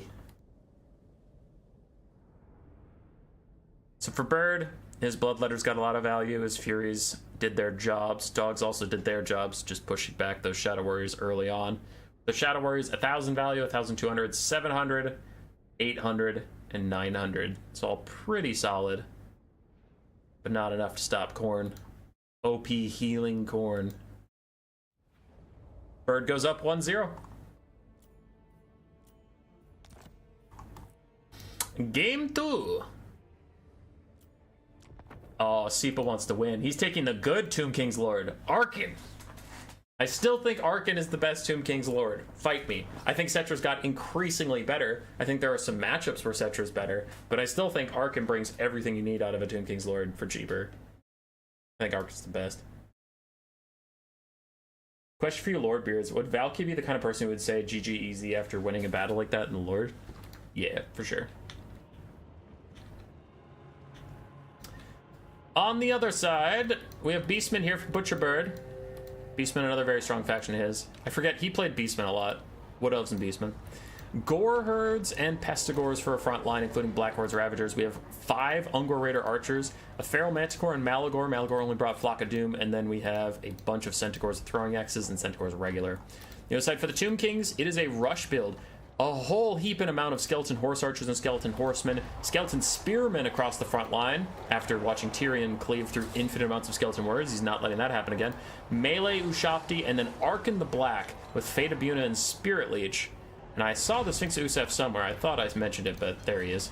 Trying to charge through some of these guys. Gets a rear charge onto the Centaurs. Centaurs cleaving through the Skeleton Horsemen with ease, but will take a lot of damage from these Skeleton Horse Archers, and the rear charge from the Sphinx is going to push them away.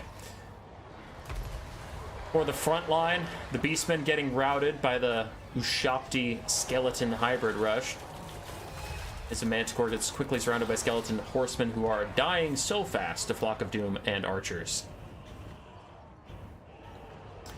Gore Herds even getting slapped right now.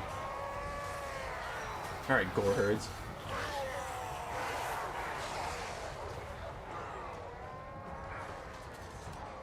Arkan is the best Tomb King's Lord, the OG? Yeah. I think Cetra is, like, good now, but I still think Arkan is, like, insanely strong.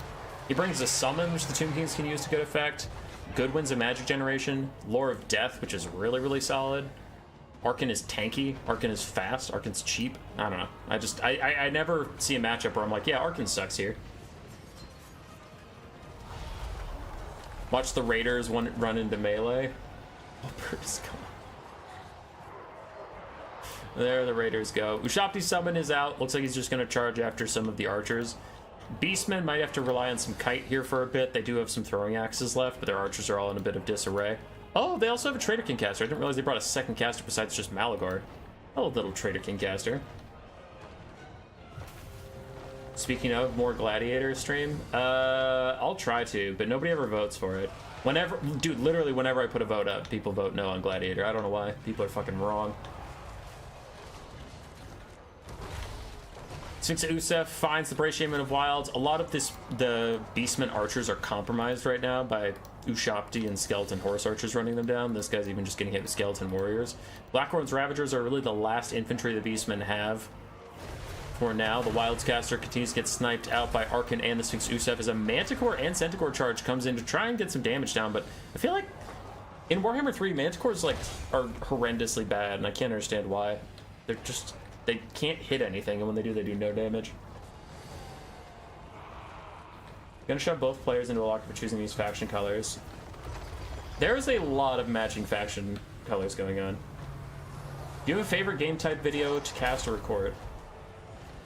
I don't like making videos. I like live streaming. I don't like making videos. I do it because I have to, like for the channel's algorithm and stuff. But it's more work than it is fun. Necrosphinx charging in. Snipe out the Feral Manticore. Also, anything I do creative gets a lot of backlash. This, like, the cast I did where I was a 1920s caster, that is the first creative thing I've done that actually got, like, a lot of positive reviews. Normally when I do something that gets really low viewership and people complain it's not just a basic replay cast. For live streams, Gladiator's my favorite. I love Gladiator. Sphinx Usef taking a bunch of axes to the face. Malagor getting slowly Spirit Leech to death. And he has a very small HP pool, so that is actually a big problem, that he is getting Spirit Leeched on cooldown.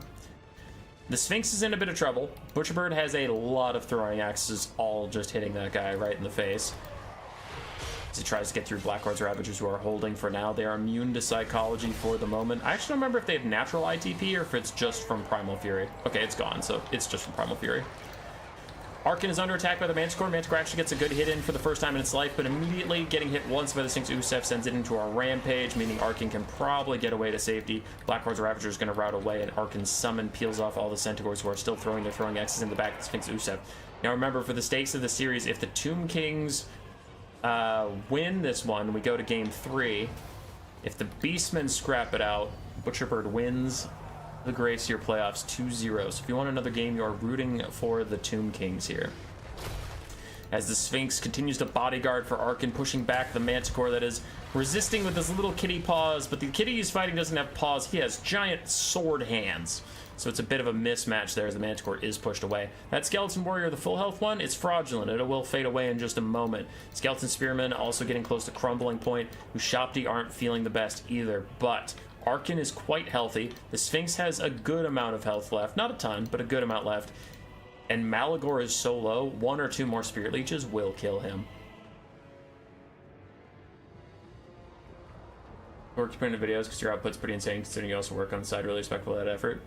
Yeah, daily uploads are the biggest thing for keeping your channel relevant in people's recommendations. So you just kind of have to do it.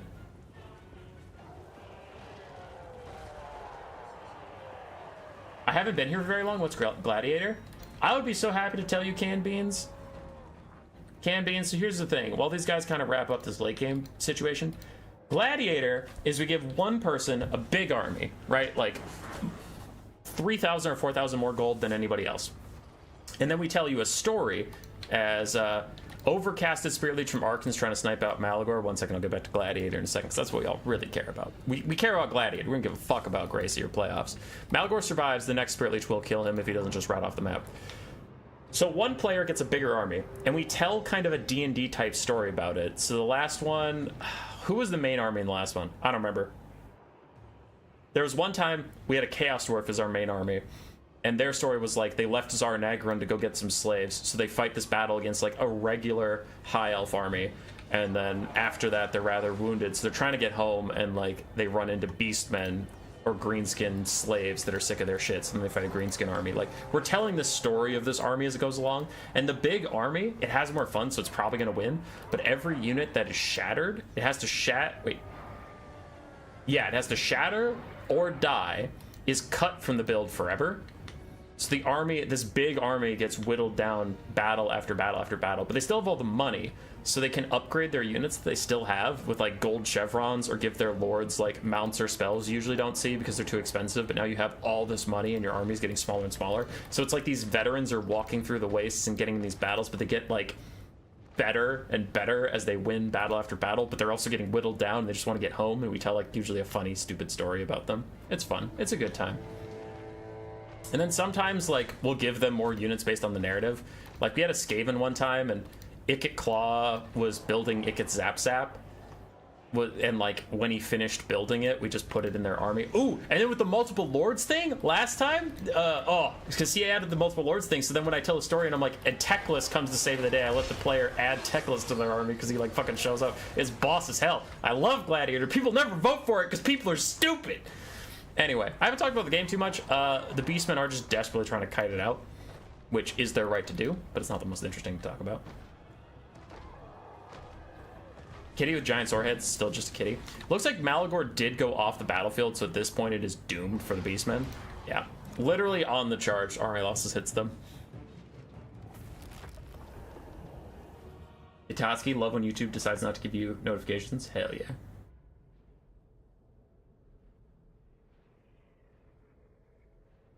Upgrading the ROR should be allowed. Yeah, Olaf, it is pretty loud.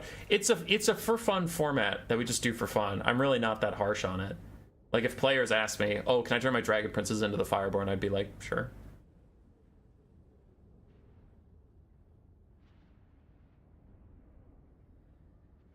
But I'd also like to participate in one. Yeah. Gladiator's hype. We love Gladiator. Because it also makes the game itself a little more interesting, because you're not just watching which army wins, you're also like, is that Minotaur going to get off the battlefield and get to safety so he can keep it, or is it going to shatter and it gets cut from the build forever? So you have like these hype moments while the battle has gone completely to shit. Like one side is definitely winning, but the player throws everything he has at just sniping out like this random like Illyrian Reaver or a Spearman, and units you don't usually care about because they don't fucking matter. When they're going to get cut from the build permanently, you're like, holy shit, is the Spearman going to survive? Hold, boys, hold! As the rest of the high elf armies try to come and save the Spearman from getting shattered, and you're just like, just hold for like a second longer, and then they rout, and you're like, no! Because now they're getting driven away from the army that's trying to come help them, and they're getting so close to shattering, and you're like, oh fuck, and they're getting close to the white line, and they're routing, they're not shattering, which means they're totally fine as long as they get off the map, and you're like, go run! Earlier I wanted you to hold, and now I want you to run for your fucking lives. I love Gladiator. The most mad I've ever been at my Discord community is when I put a vote up, and the vote is like literally Gladiator, just me playing more best of threes, or I donate $1 billion to charity. Everyone just votes for, hey, just play more best of threes. I'm like, dude, you could have the most creative, fun content on the planet and you vote more best of threes. Fuck you. I don't need a blocker because you all know it's game 3, baby. There's no spoilers to be had. Butcherbird and SiPa is going to game 3. We didn't talk a lot about the game. Oh, Bird finally gets to play as Bretonia. Anyway, we didn't talk a lot about that game as it was ending because it got into a very drawn out and desperate struggle for the Beastmen in the hyper late game, but it was over. There wasn't a whole lot to say. This is it, game 3 of the finals of the finals. Butcherbird on his Bretonia that he told me has been banned away from him most of the tournament. SiPa on the Beastmen. We're just generally very strong. Do you sign up for that in Discord when you run them? Yeah, I usually just post it in general chat saying, hey, I'm running Gladiator in 5 minutes, hop in.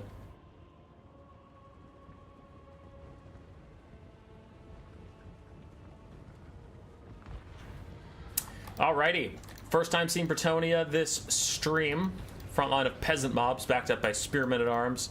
We do have some Knights of the Realm, Defenders of Fleur-de-Lis, the Knight Errant ROR, Knights of the Lionhearted, Knight of the Realm ROR, couple Poison and the Fire Arrowed Peasants, and one Grail Knight in the back. Alberic de Bordelot on the front line. Looks like he just brought his Braid of Bordelot. Didn't bring his Trident of Manon. And then a Regrowth and Earthbloodcaster.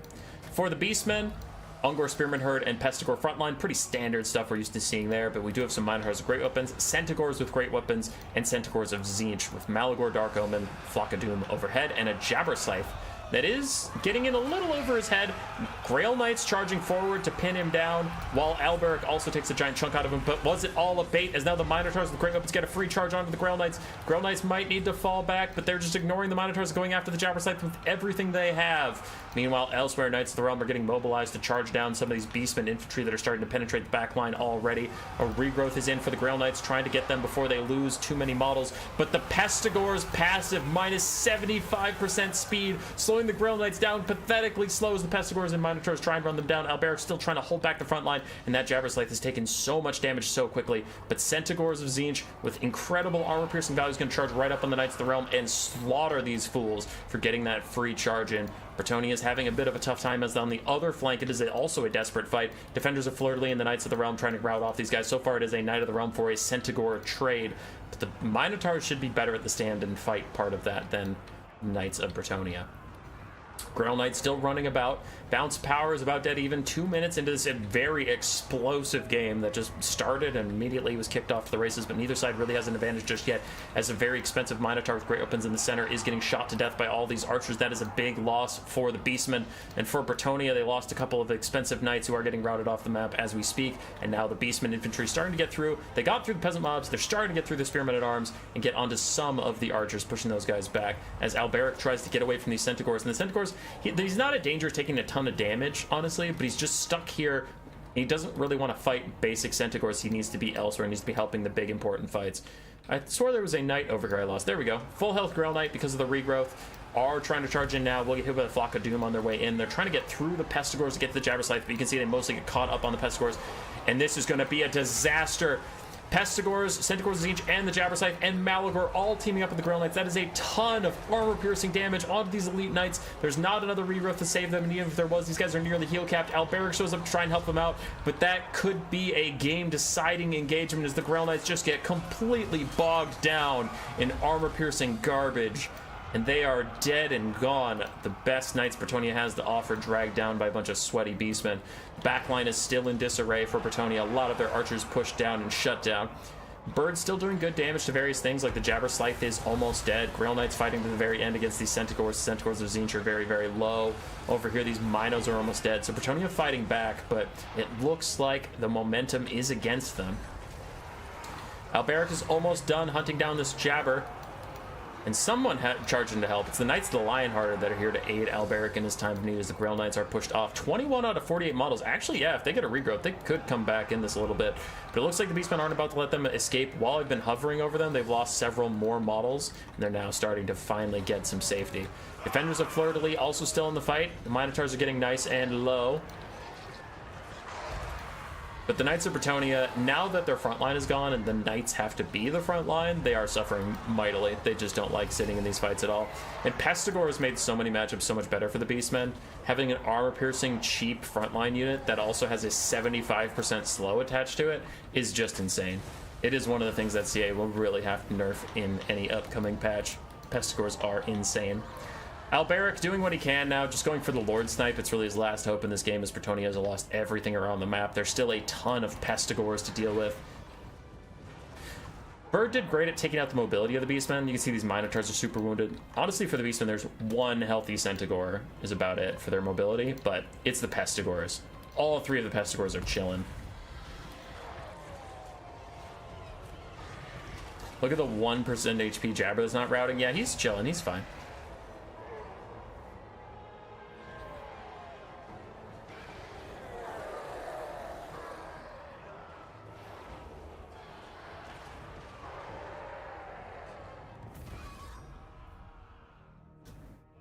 Sorry, I was reading chat for a second.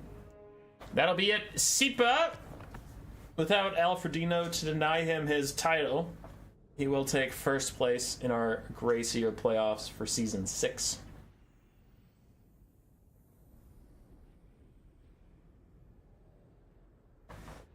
Good job to him. Butcherbird played a hell of a series.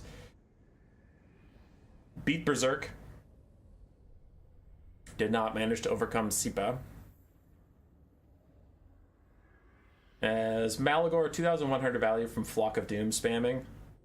Pestigores also did well. Minotaurs, one did well, the other one struggled a lot. Well played to everyone. Well played to everyone, indeed. Alrighty. That is it. I have a lot to do today, so I'm gonna get going. Spoilers? Yeah, spoilers. I might not have a video tomorrow. I'm not sure. I have been busy with real life, and then my last 3 videos took more time to record and edit because they're longer. Like, the 1920s caster one took me like legitimately 3 hours because I had to figure out how to create the sepia tint and like all the old-timey shit. So that was all pretty different. The lore video was almost an hour long, so of course that's longer, and then the free-for-all was also like 45 minutes. So. Yeah. Might not be a video tomorrow. Unsure. But if you don't see one, sue me, I guess. Hey, Leonor. Real life? What is this? I don't know. Something. Let's see if there's anybody worth rating. Not is there anybody to rate. Is there anybody worth rating? Tactical Glitch and Sunset aren't streaming, so what's even the point? Anyone playing Total War?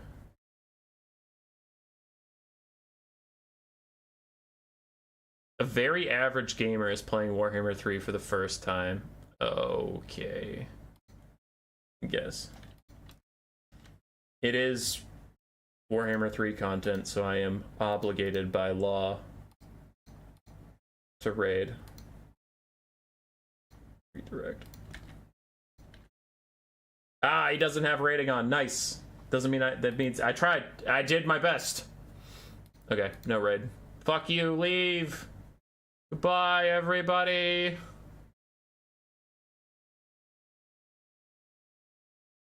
Goodbye.